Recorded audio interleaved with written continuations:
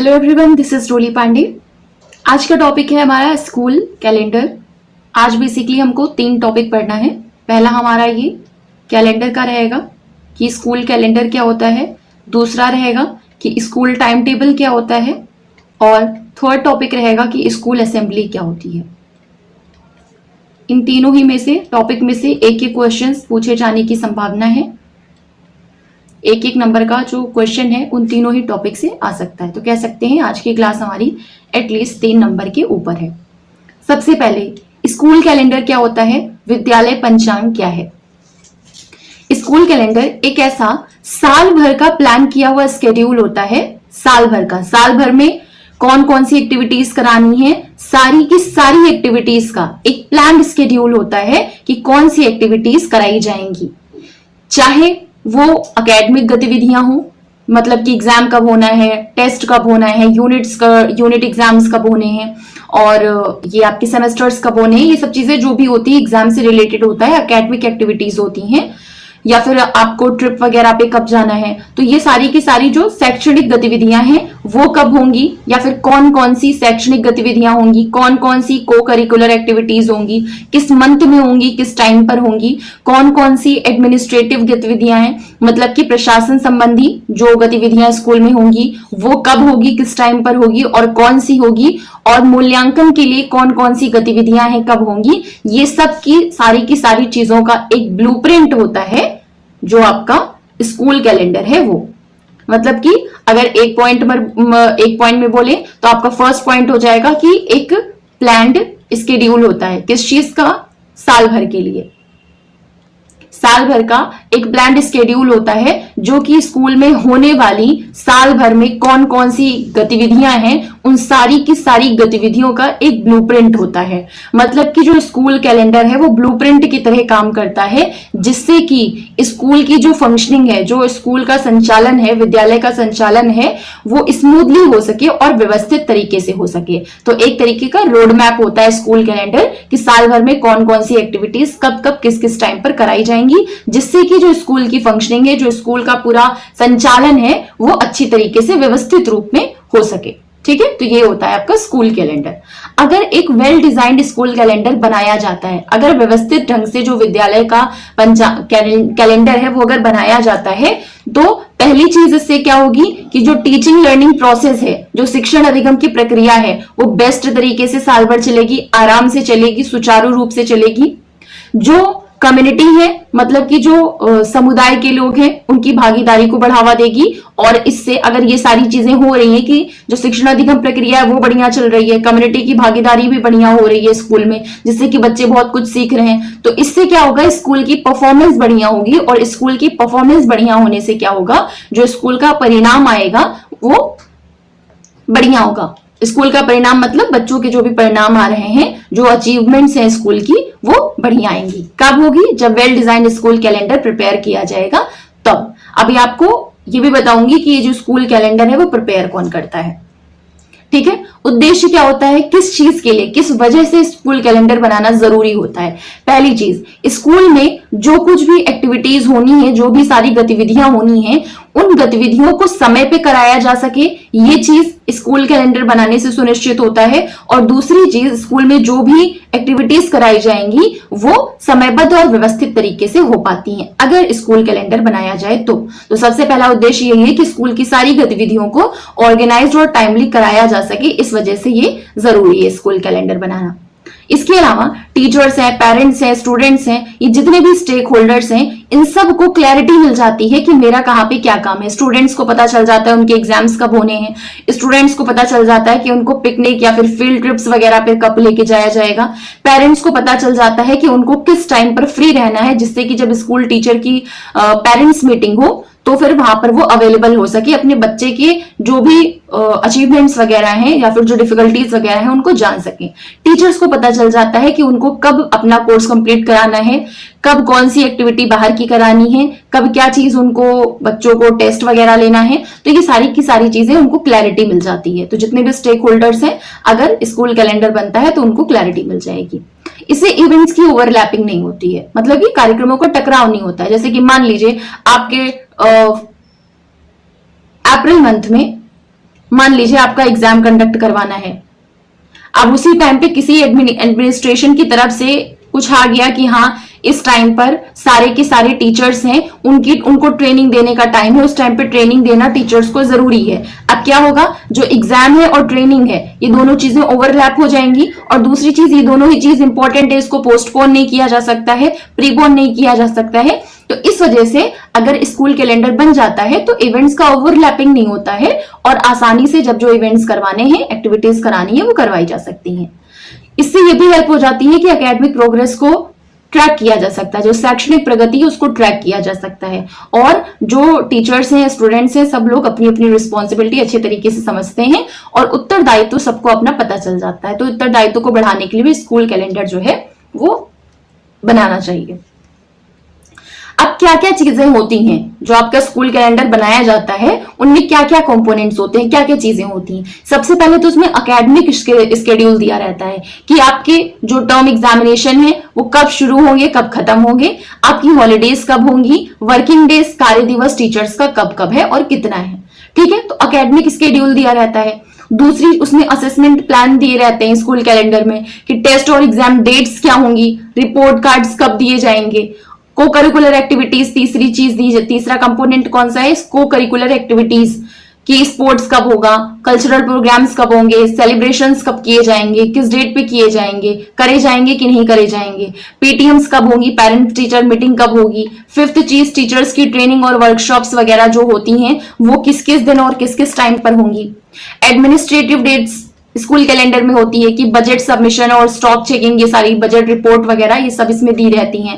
Vacation या holidays की list इसमें दी रहती है, समर वैकेशन कब स्टार्ट होगी, विंटर वैकेशन कब स्टार्ट होगी, या फिर जो आपको त्योहारों की छुट्टियां मिलती हैं वो कब मिलेंगी। स्कूल के इवेंट्स वगैरह जो हैं, नेशनल फेस्टिवल है या फिर इन्वायरमेंट डे का वगैरह का जो सेलिब्रेशन है, ये सारी की सारी चीजें कब कराई जाएंगी, किस किस समय पे कराई जाएंगी, इन सारी चीजों का एक रोड मैप आपका स्कूल कैलेंडर में दिया होता है। तो ये बेसिकली ये स्लाइड आपकी इसलिए थी कि आपको पता रहे कि स्कूल कैलेंडर में क्या क्या चीजें आती हैं और किन किन, मतलब कौन कौन से कंपोनेंट्स होते हैं जो कि इसमें इंक्लूड किए जाते हैं। ठीक है, तो ये था आपका कंपोनेंट्स कि क्या क्या होते हैं। अब आपको ये एक नोट आउट नहीं करना है, आपको ये नॉर्मली बस केवल देख लीजिए कि ये मंथली ब्रेकडाउन है कि कौन कौन सी गतिविधियां कौन कौन से मंथ में होती हैं। कि अप्रैल में आपका नया सेशन स्टार्ट कराया जाएगा, इसके अलावा बेसलाइन टेस्ट होगा, जून में समर वेकेशंस कर दिए जाएंगे, अगस्त में इंडिपेंडेंस डे सेलिब्रेट किया जाएगा और फर्स्ट टर्म टेस्ट भी कराए जाएंगे, सितंबर में टीचर्स डे सेलिब्रेशन किया जाएगा, मिड टर्म का जो पेरेंट्स टीचर मीटिंग होता है वो कराया जाएगा, अक्टूबर में गांधी जयंती मनाई जाएगी, दशहरा की हॉलीडेज दी जाएंगी और रिविजन का टाइम भी रहेगा। तो एक तरीके से आपका रफली आप देख लीजिए कि इस तरीके के स्कूल कैलेंडर में पूरा मंथली सारा एक्टिविटीज प्लान की जाती हैं कि कौन से मंथ में कौन कौन सी एक्टिविटीज आपकी करानी है। ठीक है, महत्व क्यों है इसका, क्योंकि ये किस उद्देश्य के लिए काम किया जा रहा है इसकी क्लैरिटी देता है, टास्क कौन से किए जा रहे हैं इसकी क्लैरिटी देता है, टीचर्स में, स्टूडेंट्स में, पेरेंट्स में इसलिए क्योंकि पेरेंट्स को भी तो पेरेंट्स टीचर मीटिंग अपनी अटेंड करनी रहती है। अगर वो ऐसा नहीं कर रहे हैं तो इसका मतलब क्या है कि वो अपने बच्चों को टाइम नहीं दे रहे हैं, वो उनकी अचीवमेंट्स या फिर बच्चों की मेंटल हेल्थ प्रॉपर चल रही है कि नहीं चल रही है, उनका डेवलपमेंट कितना हो रहा है, अगर इस चीज पर पेरेंट्स ध्यान नहीं दे रहे हैं तो ये क्या होगा, पेरेंट्स की तरफ से लापरवाही होगी जो कि बच्चे डेवलप नहीं कर पाएंगे। तो ये क्या करता है, सारे स्टेक होल्डर्स में डिसिप्लिन बिल्ड करने का काम करता है, क्योंकि उनको अगर पहले से पता है कि हाँ इन टाइम पर मेरे बच्चे की पेरेंट्स मीटिंग है या फिर इन टाइम पे मेरे बच्चों के टेस्ट चल रहे हैं, तो उस टाइम पे हमको इतना फ्री रहना है जिससे कि हम बच्चे पर ध्यान दे सके। तो ये क्या करता है, पहली चीज डिसिप्लिन बिल्ड करने का काम करता है और दूसरी चीज टाइम मैनेजमेंट का कल्चर क्रिएट करता है कि समय प्रबंधन इस तरीके से करना चाहिए और समय प्रबंधन से कितना स्मूथ सारी चीजें हो जाती हैं ये पता चल पाता है। स्कूल की परफॉर्मेंस पर निगरानी रखने में हेल्प करता है। Acts as a communication tool among stakeholders, क्योंकि हमको पता है कि स्कूल कैलेंडर में इस टाइम पर पेरेंट्स टीचर मीटिंग होगी, तो पेरेंट्स टीचर से मिल रहे हैं, कम्युनिकेशन हो रहा है, इस टाइम पर टीचर्स की ड्यूटी यहाँ पर लगेगी या फिर ये वाले फंक्शन होंगे। अब इससे क्या होगा, टीचर सारे एक साथ होंगे क्योंकि उस एक्टिविटी को प्लान करने में टीचर्स को मिलना पड़ेगा, जो प्रिंसिपल हैं उनको टीचर्स के साथ बैठना पड़ेगा, जो स्टूडेंट्स हैं वो एक्टिविटीज करेंगे तो उनको भी टीचर से सलाह लेनी पड़ेगी। तो एक कम्युनिकेटिव टूल बन जाता है जिससे कि सारे स्टेक होल्डर्स आपस में काम कर सके, बात कर सके। जैसे कि कम्युनिकेशन होता है तो चीजों को पता रहता है कि जब एक ऐसी संस्था चल रही है जब वहां पे ग्रुप में काम हो रहा है, तो ऐसी संस्था में जरूरी है कि हर एक मेंबर का कम्युनिकेशन आपस में होना चाहिए। इससे चीजें बेहतर तरीके से और ज्यादा हो सकती हैं। ये क्या करता है, जब अगर स्ट्रक्चर्ड प्लानिंग रहती है किसी भी चीज की तो फिर स्ट्रेस कम हो जाता है। टीचर को पता है कब उनको पढ़ाना है तो अपने हिसाब से टाइम मैनेजमेंट अपना कर लेगा। पेरेंट्स को पता है उनको मीटिंग कब अटेंड करनी है तो वो टाइम मैनेजमेंट कर लेगा। बच्चों को पता है उनके एग्जाम्स कब होने हैं तो उस हिसाब से अपना टाइम मैनेजमेंट कर लेंगे। तो इन सब चीजों से क्या होता है, स्ट्रेस कम होता है, रिड्यूस। तो जो स्कूल कैलेंडर होता है वो स्ट्रेस रिड्यूस करने में हेल्प करता है, क्योंकि स्ट्रक्चर्ड प्लानिंग की रहती है उन चीजों की, योजनाबद्ध कार्य से तनाव कम होता है।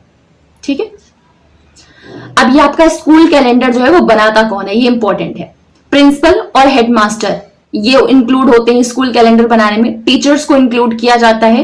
एसएमसी और एसएमडीसी के जो मेंबर्स होते हैं, मतलब कि 1st to 8th तक के जो टीचर्स होते हैं, क्योंकि इन्हीं सब के टीचर्स और पेरेंट्स वगैरह मिलकर के तो एसएमसी कमेटी बनती है। इसके अलावा 9th से लेकर के जो 12th तक के स्कूल होते हैं उनसे भी टीचर इंक्लूड करके, उनमें टीचर्स को हर एक अलग अलग जो सब्जेक्ट्स होते हैं उनके टीचर्स को इंक्लूड करके जो ये एसएमडीसी की कमेटी है वो बनाई जाती है। तो इसका मतलब कि प्राइमरी, अपर प्राइमरी, इसके अलावा जो हायर सेकेंडरी लेवल के स्कूल्स होते हैं, सारे के सारे मेंबर्स को, एसएमसी और एसएमडीसी के मेंबर्स को इंक्लूड किया जाता है स्कूल कैलेंडर बनाने के टाइम। इसके अलावा एकेडमिक कोऑर्डिनेटर्स का भी सहयोग लिया जाता है स्कूल कैलेंडर बनाने में। स्कूल कैलेंडर जब सेशन स्टार्ट होता है तो सेशन के स्टार्टिंग के पहले ही प्रिपेयर कर लिया जाता है, उसको पहले ही सबके साथ शेयर कर दिया जाता है। सबके साथ मतलब जो टीचर्स हैं सारे के सारे टीचर्स को बता दिया जाता है। प्रिंसिपल तो इंक्लूड है तो उनको तो पता ही रहता है। स्कूल टाइम टेबल क्या होता है, विद्यालय की समय सारिणी क्या होती है।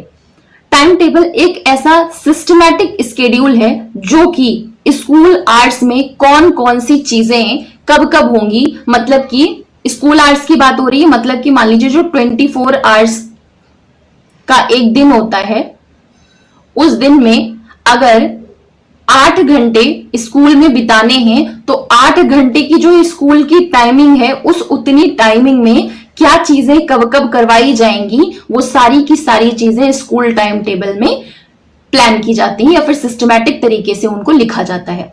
इसमें पहली चीज ये अलॉट की जाती है कि सारे सब्जेक्ट्स के जो अलग अलग टीचर्स हैं उनका पीरियड कब होगा, कब उनको पढ़ाना है, कब कौन सी एक्टिविटी करानी है, मतलब कब गेम पीरियड होगा, कब म्यूजिक पीरियड होगा, कब फिजिकल एजुकेशन का पीरियड होगा, कब योगा पीरियड होगा और कब बाकी सारे सब्जेक्ट्स की एक्टिविटीज कराई जाएंगी। तो ये चीज अलॉट की जाती है। बाकी स्कूल से रिलेटेड जो भी टास्क वगैरह करवाने हैं वो सब के सब चीजें टाइम टेबल में आपकी सिस्टमैटिक तरीके से शेड्यूल की रहती हैं। मतलब कि समय सारणी जो है एक व्यवस्थित योजना है जिसमें कि विद्यालय के समय के दौरान, मतलब जब स्कूल आवर्स चलते हैं उस टाइम पर अलग अलग विषय टीचर कौन कौन से किस पीरियड में पढ़ाएंगे, कौन कौन सी एक्टिविटीज कराई जाएंगी और अलग अलग जो कार्य हैं उनके लिए विशिष्ट समय क्या होगा। तो ये सारी की सारी चीजें आपकी टाइम टेबल में बताई रहती हैं। ये किस चीज में हेल्प करता है, इसका मेन जो इंपॉर्टेंस है या फिर कह सकते हैं जो मेन हेल्प है वो इस चीज में होती है कि जो पूरा का पूरा 8 घंटा है वो सारा घंटा, वो सारे आवर्स जो हैं उसको एफिशिएंट तरीके से यूज किया जा सके और जो रिसोर्सेज हैं उनको अच्छी तरीके से यूज किया जा सके। मान लीजिए आपके स्कूल में कोई एक ही या फिर 3 ही 4 क्लास है जहां पर स्मार्ट बोर्ड जो है वो लगे हुए हैं। अब क्लासेस हैं 10th तक की या फिर मान लीजिए 12th तक की क्लासेस हैं, स्मार्ट बोर्ड केवल 4 हैं। तो अगर 10th से लेकर के, मतलब कि 1st से लेकर के 12th तक के सारे बच्चों को अगर हम चाहें कि स्मार्ट बोर्ड पर कुछ जो इंपॉर्टेंट चीजें हैं उनको पढ़ाया जाए, जिससे कि उनको जब कॉन्क्रीट चीजें मूर्त रूप में वो चीजें दिखती है तो उनको सीखना आसान हो जाता है। तो इसके लिए जब एफिशिएंट तरीके से टाइम टेबल प्रिपेयर किया रहेगा कि हाँ इस टाइम पे इस टीचर को आईसीटी की या फिर जो स्मार्ट बोर्ड का ये क्लास है उसको यूज करनी है, तभी सारे के सारे क्लासेस को स्मार्ट बोर्ड पर पढ़ाई अवेलेबल कराई जा सकती है। मतलब कि जो रिसोर्सेज हैं और जो समय है, समय और ये आपका रिसोर्सेज को हिंदी में क्या बोलते हैं, संसाधन, समय और संसाधन, इन दोनों ही चीज का एफिशिएंट यूज हो सके, इस वजह से टाइम टेबल हमारी मदद करता है या फिर टाइम टेबल बहुत ज्यादा इंपॉर्टेंट होता है। ठीक है, क्या उद्देश्य होते हैं टाइम टेबल के, इससे हम टाइम का यूटिलाइजेशन अच्छी तरीके से कर सकते हैं, समय का प्रयोग उचित रूप से हो पाता है। टीचर्स को कंफ्यूजन नहीं रहती कि कब उनको पढ़ाने जाना है, टीचर्स की टाइमिंग ओवरलैपिंग नहीं होती है। मान लीजिए पीटी पीरियड, पीटी टीचर कह रहे हैं कि हमको बाहर बच्चों को ले जाना है पीटी कराने के लिए, साइंस टीचर खड़ा हुआ है नहीं मुझे साइंस पढ़ाना है। अब क्या हो रहा है, टीचर्स को भी कंफ्यूजन है कि उनको पढ़ाना है कि नहीं पढ़ाना है, पढ़ाएं कि ना पढ़ाएं, और टाइमिंग और क्लासेस का भी ओवरलैपिंग हो रहा है। तो इन सब चीजों को अवॉइड करने के लिए, कार्यक्रमों को, टकराव को रोकने के लिए ये इंपॉर्टेंट होता है, या फिर इसलिए इसको बनाना जरूरी है। स्कूल की डिसिप्लिन को मेंटेन करने में हेल्प करता है। जो वर्कलोड है वो एक ही टीचर पे बहुत ज्यादा ना हो जाए, इस वजह से बैलेंस्ड डिस्ट्रीब्यूशन हो सके काम का, उसके लिए जरूरी होता है। ये टीचर्स में, स्टूडेंट्स में रेगुलरिटी और पंक्चुअलिटी को प्रमोट करने का काम करता है, बढ़ावा देने का काम करता है।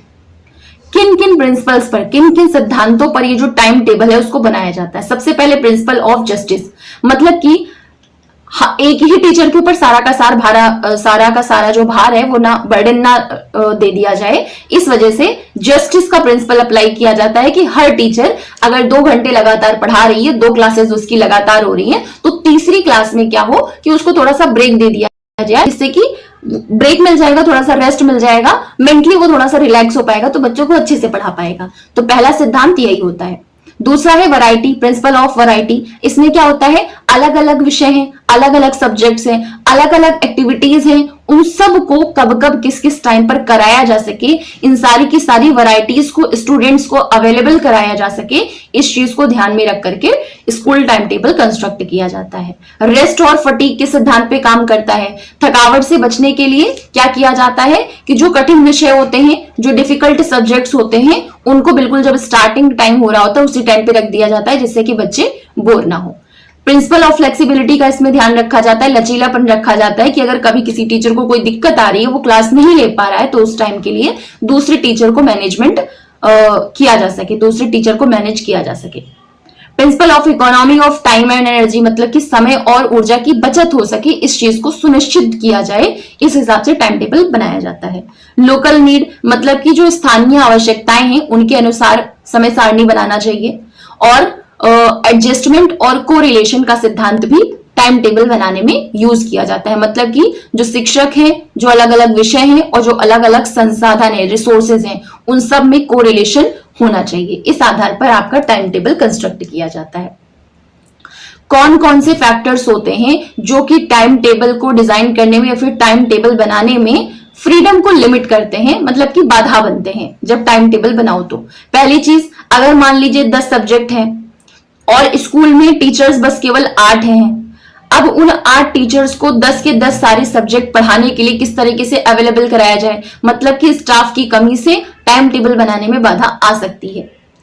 Classrooms, number of classroom and infrastructure, मान लीजिए आपके स्कूल में केवल 10 रूम्स हैं और क्लास 12th तक के बच्चों को पढ़ाना है। अब रूम्स तो कम है, बच्चे ज्यादा हैं, अब उनके हिसाब से कक्षाओं को कैसे मैनेज किया जाए। तो अगर क्लासरूम्स की संख्या कम है या फिर संसाधन की संख्या कम है तो फिर वो टाइम टेबल डिजाइन करने में बाधा बनेगा।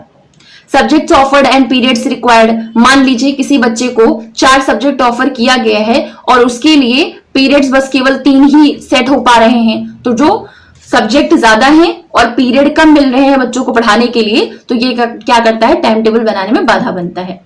स्कूल आवर्स कम है, वर्किंग डेज ज्यादा है, या फिर स्कूल आवर्स और वर्किंग डेज ये दोनों ही चीजें कम है, सिलेबस बहुत ज्यादा है, सब्जेक्ट बहुत ज्यादा है, तो उनको कंप्लीट कराने में ये स्कूल आवर्स बाधा बने, क्योंकि टीचर मना कर देंगे कि हमारा स्कूल आवर्स तो इतना है, वर्किंग डेज हमारे इतने हैं, हम संडे सैटरडे आकर के तो पढ़ा नहीं सकते हैं। तो इस वजह से ये सारी चीजें भी टाइम टेबल बनाने में बाधा बनती हैं। को करिकुलर और नॉन एकेडमिक एक्टिविटीज, जैसे कि मॉर्निंग असेंबली, गेम्स, आर्ट्स, ये सारी चीजें कभी कभी क्या है, मॉर्निंग असेंबली का टाइम ज्यादा हो गया या फिर मॉर्निंग असेंबली जो है वो ज्यादा टाइम तक हो गई, तो बाकी के पीरियड्स उससे डिस्टर्ब हो जाते हैं, या फिर गेम पीरियड नहीं निकल पा रहा है, गेम पीरियड भी बच्चों को देना है, और अगर गेम पीरियड नहीं दिया जाएगा तो बच्चों का डेवलपमेंट नहीं होगा, फिजिकल डेवलपमेंट नहीं होगा। तो बाकी सब्जेक्ट 4 सब्जेक्ट आ रहे हैं, अब उन 4 सब्जेक्ट के लिए ही पूरा टाइम टेबल आपका डिजाइन हो रहा है, 5th पीरियड बन ही नहीं रहा है कि गेम पीरियड को इंक्लूड किया जा सके।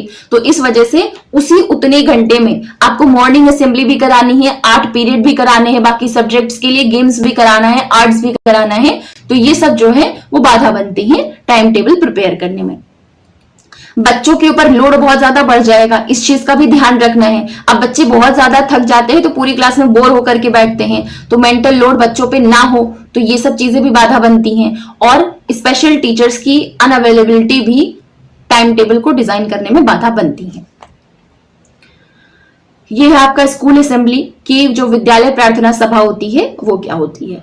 ये एक स्ट्रक्चर्ड गैदरिंग होती है, मतलब कि एक संगठित आयोजन होता है जिसमें कि सारे के सारे स्टूडेंट्स और सारे के सारे टीचर्स जो हैं वो स्कूल का शुरुआत के पहले ही एक जगह पर स्ट्रक्चर्ड या फिर व्यवस्थित रूप से इकट्ठा होते हैं। किस चीज के लिए? जिससे कि अनाउंसमेंट्स की जाए, प्रार्थना कराई जा सके, उनको वैल्यू और मोरल एजुकेशन दी जा सके, उनको जो रोज के जो न्यूज वगैरह है उस टाइम पे अवेयर कराया जा सके, या फिर मोटिवेशन देने के लिए स्कूल असेंबली होती है। मतलब कि स्कूल असेंबली क्या है? एक स्ट्रक्चर्ड गैदरिंग होती है जहां पर सारे स्टूडेंट्स और टीचर्स इकट्ठा होते हैं स्कूल के शुरुआत दिन, स्कूल डे के शुरुआत में ही, जिससे कि सारी अनाउंसमेंट की जा सके, प्रार्थना की जा सके, उनको मोरल और एथिकल जो भी आपको एजुकेशन देनी है वो वहां पे दी जा सके और मोटिवेशन दिया जा सके। इसके लिए अगर टाइम टेबल वेल कंस्ट्रक्टेड होगा तो फिर जो स्कूल असेंबली है वो भी सार्थक होगी, क्योंकि ये दोनों ही क्या है, एक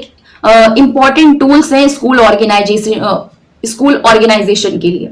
ये किस चीज में हेल्प करते हैं? स्कूल में डिसिप्लिन को बना करके रखने में, पंक्चुअलिटी मेंटेन करने में, मतलब कि समय का सदुपयोग करने में, नैतिक मूल्यों का बढ़ावा देने में, प्रभावी अधिगम को सुनिश्चित करने में, इन सब चीजों के लिए जो स्कूल असेंबली है और टाइम टेबल है, ये दोनों चीजें बहुत ज्यादा एसेंशियल टूल हैं। इस वजह से स्कूल असेंबली का बहुत इंपॉर्टेंट रोल होता है स्कूल के ऑर्गेनाइजेशन के लिए और बच्चों के लर्निंग आउटकम्स को बेटर करने के लिए।